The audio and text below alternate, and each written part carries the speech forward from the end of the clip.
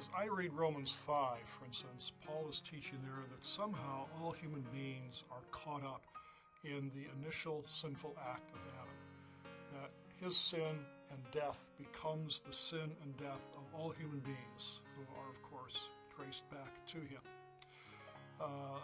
This is compensated for, of course, by the fact that on the other side, Christ represents all who belong to him, and that we have the benefit, as we belong to him, of life and the good things that come to us because we belong to Christ as well.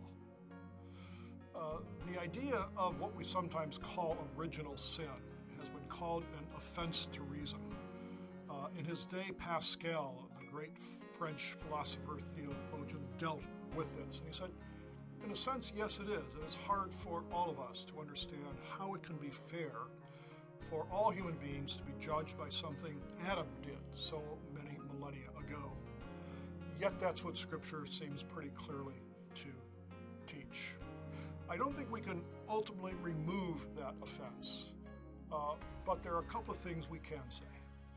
First of all, there is the fact that according to Romans 5, we all really were with Adam when he sinned. So it's not just kind of an arbitrary fact in which God says, well, because Adam sinned, I'm going to consider you sinned also. No, there was a sense in which we really were with him when he sinned, so that his sin is our sin. Second, we have to remember as well that at least for humans who are reaching an age where they can commit sin on their own, all humans do, in fact, sin on their own. So whether we attribute our sin and death ultimately to Adam or just realistically recognize that, yeah, I am a human being, have sinned and deserve death, we come out to the same place in some ways in the end.